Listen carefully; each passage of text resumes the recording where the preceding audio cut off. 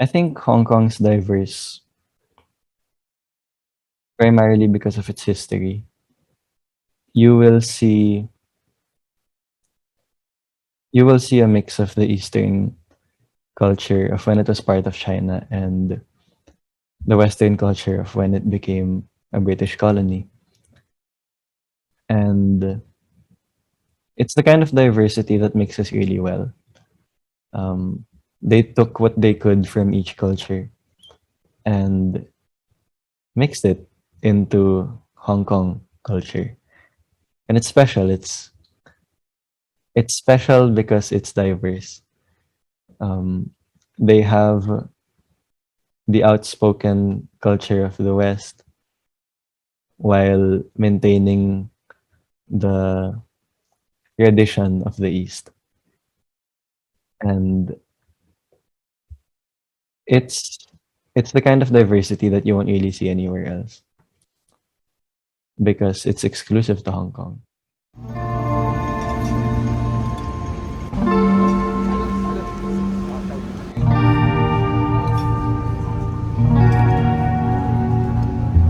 Hong Kong, the land where ancient temples meet modern scrapers, and where East meets West to create a unique society that stands out as one of Asia's four tigers. One of the most important financial hubs in Asia, it is home to some of the world's biggest companies and brands. Hong Kong is more than just about business, as it also boasts of many attractions that is surely to become the favorite of any tourists visiting the area. Hong Kong is a truly remarkable place with many secrets waiting to be uncovered. This is Hometown Vlogs.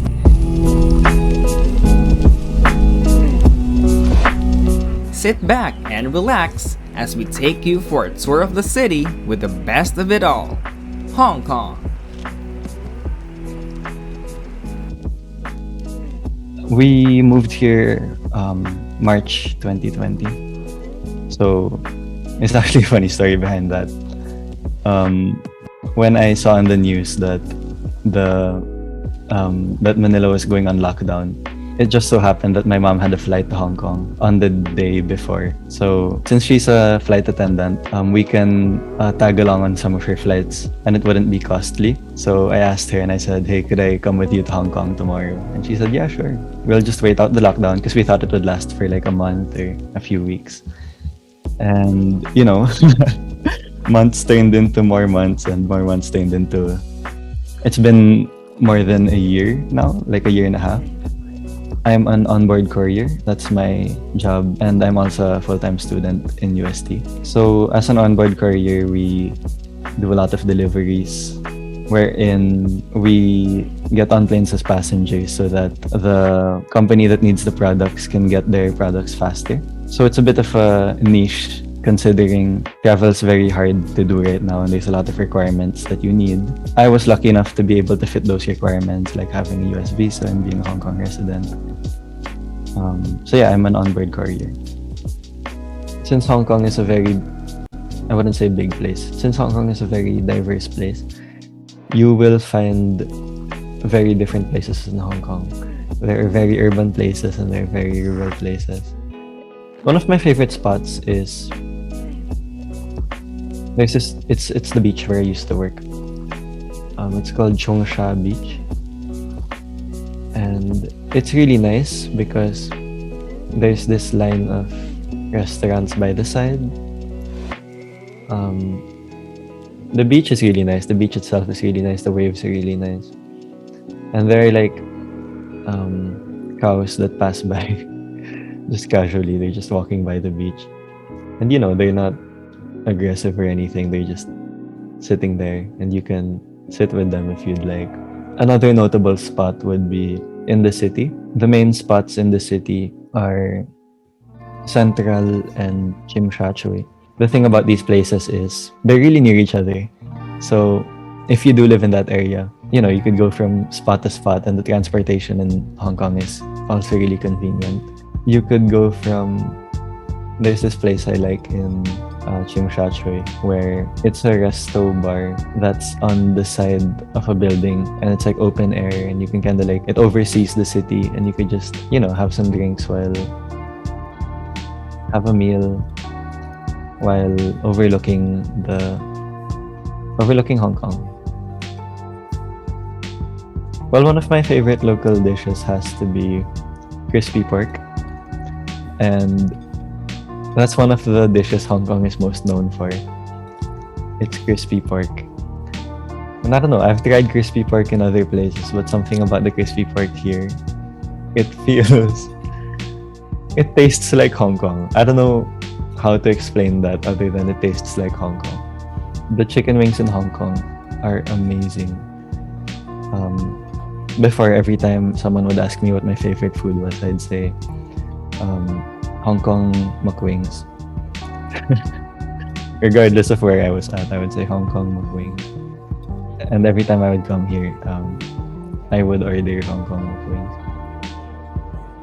Hong Kong used to be part of China, which is why a lot of people here speak Chinese, specifically Cantonese. Hong Kong used to be part of China, but after the Opium War, China gave Hong Kong to the UK, and that contract expired in 1997, and they were supposed to hand over Hong Kong back to China. But what happened is they needed a handover period, something like a transitory period of time. So the UK and China agreed that they will set aside 50 years where Hong Kong will be an SAR, or a Special Administrative Region, where it will transition from being a UK colony to being part of China again. Now, you may have seen on the news or heard by word of mouth that there have been protests in Hong Kong before the pandemic and even up to now. So I would say Hong Kong is unique and diverse because it's not like any other country, quite literally, considering it's a special administrative region. Just walking around the streets of Hong Kong, you'll see the remnants of the old Hong Kong when it was part of China. You'll see the remnants of UK when it was a British colony. And just by looking at the streets, actually walking in the city of Hong Kong, you'll notice that some streets are English and some streets are Chinese. And it's amazing how well they've done it. You'd think it would be conflicting considering it's an Eastern country and the Western colony. And that didn't work out too well for the Philippines. But somehow, Hong Kong integrated the Western culture into its current system really well.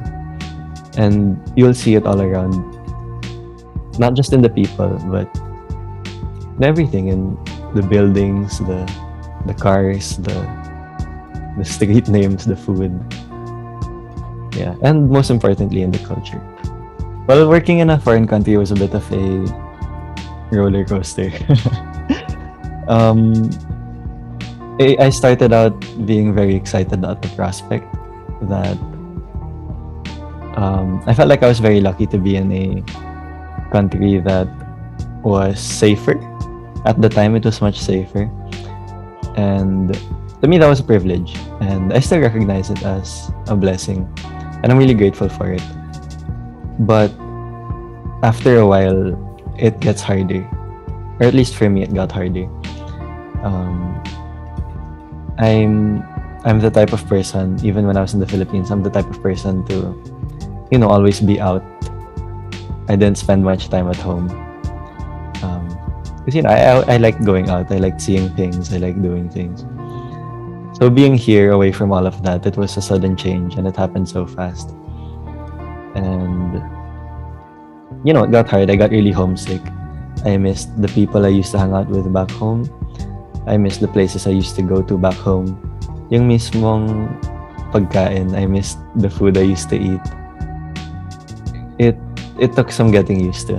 Living in a country where you don't know many people, you don't know a lot of the places. you have to start from scratch when it comes to those kinds of things. And like most things, it's hard when you start from scratch. But again, like most things, you get used to it. And I could say I got used to it. I developed my own life here, my own habits, my own friends, my own places that I like to go to. And yeah, it's been hard, but it has been worthwhile, I'd say. I draw my strength to continue working and studying, even if it's hard, with a mix of necessity and passion. Coming into the pandemic as a music student or as an artist in the Philippines, there's still the stigma that, music or the arts in general is not the most stable source of income, or it's not the most stable industry or career to pursue.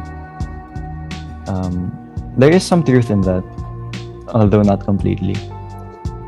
And having to be realistic, especially in a pandemic, I want to be able to support myself. I want to be able to support my passion to do what I love by working hard to get there. So, because I work, I'm able to, number one, support my schooling, my education.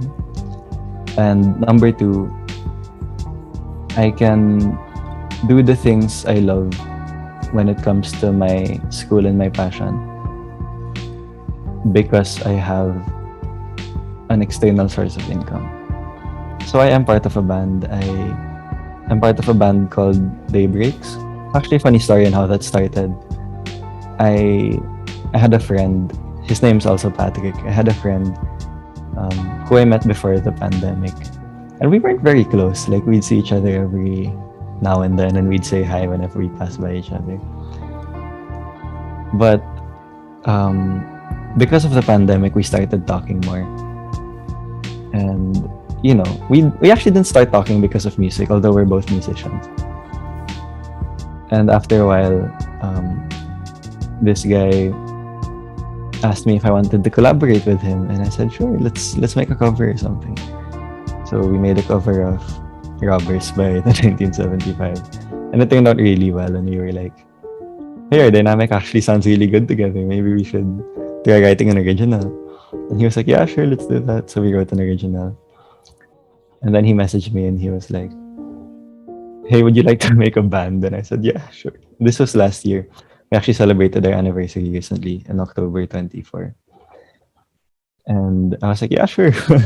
Let's find other members. And slowly we did find other members who were also mutual friends. So we found a drummer, and then we found a bassist and a female vocalist, and then we found a pianist. And yeah, right now, my band and I have been making a lot of music. We've made a lot of demos recently. We've released two on Spotify, iTunes, YouTube. And we have started talking to some people who might potentially give us some opportunities, who might sign us next year. So we have big hopes for that. We have high hopes for that. And lately we've just been doing a lot of gigs, a lot of playing a lot of music, even online.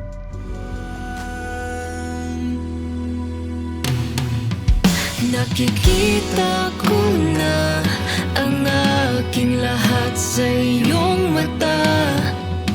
Ang mundong ito ay sa ating dalawa. Well, being a student in the Conservatory of Music requires a lot of patience. Not just patience, but faith that what you're doing will pay off. I came into the conservatory with the expectation that, not that it would be easy, but that I would have a constant drive to study, to fulfill my responsibilities, because I love music. I've loved it ever since, and I never I was never tired of playing music. And it was always worth it.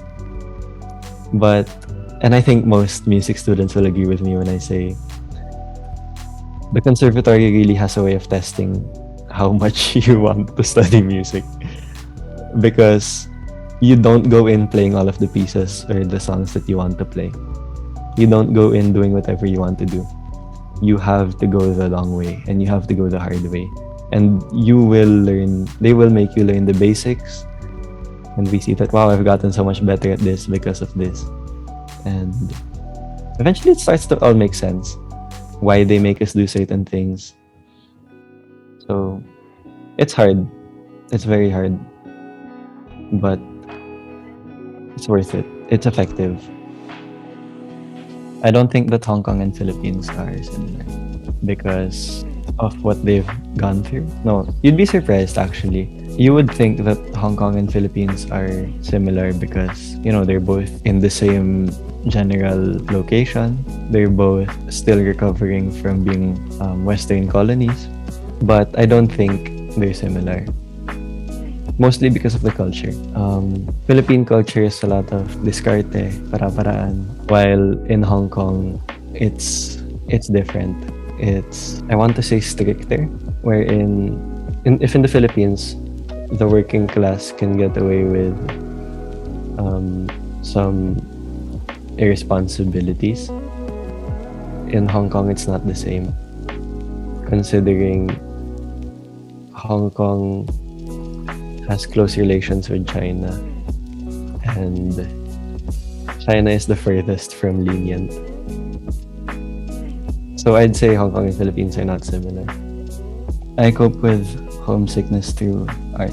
So I listen to OPM. I make OPM. And I watch Filipino movies. I speak in Filipino a lot too because I talk to my blockmates, I talk to my friends back home. And just keeping these things from the Philippines, like language or music or movies, it helps me stay in touch with the Philippines. Even if I'm not physically there, I feel like I'm still part of the culture, I'm still part of the country, kahit papaano. I adjusted to the sudden change. I adjusted to living in Hong Kong. To be honest, I'm not sure how I did it. There's no specific way. I can just say that it was a slow process, and it took a lot of, processing. It took a lot of processing. Of reminding myself that this is just how things are now, that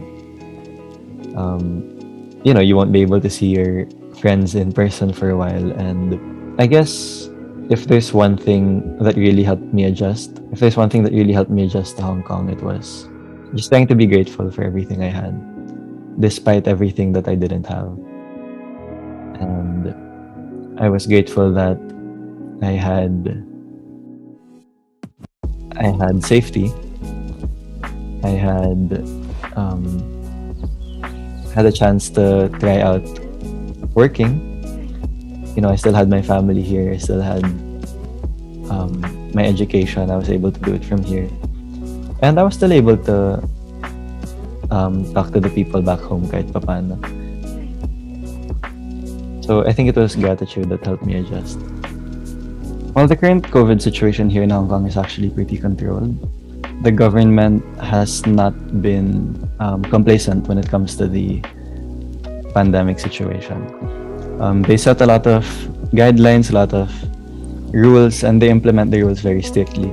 So I think it's pretty standard in most countries that we have to wear a mask every time we go outside.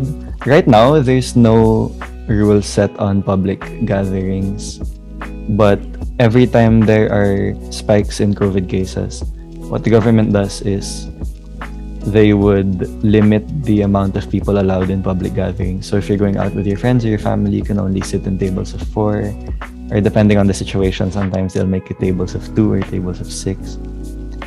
But other than that, it's the standard protocols like, wear a mask, have your temperature checked everywhere you go.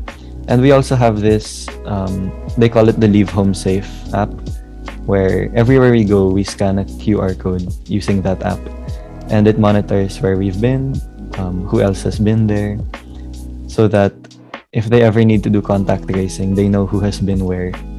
And they'll notify you if you've been in close contact with a with someone who's been positive with COVID, and if you need to get a compulsory test, which the government also provides for free. I've definitely developed a home in Hong Kong. A home in the sense that I can feel at home here, that I know the place, I know the people, and I can feel comfortable here. I really can. But I wouldn't call it home. I've developed a home here, but I wouldn't call it home, because home to me will always be the Philippines, because I grew up there and it is me. I am who I am because of it. And in the same way, I have to give credit where it's due, and I have to acknowledge that who I am now is not only because of the Philippines, and it's also because of Hong Kong. And everything I learned here, I owe to this place and its people. Yeah, I've developed a home here, but I wouldn't call it home. Hong Kong is also known as the Asia's World City. It is a fiercely global country because of its diverse population and countless opportunities for business and travel. To some people, it's frenetic and crowded, a place of convenience that offers a break from the hustles and bustles of the city. For Patrick, Hong Kong is diverse and not like any other country. But even this unique place of luxury and style couldn't replace Patrick's true home, the Philippines. This is Hometown Vlogs, only here on UST Tiger TV. See you in our next stop.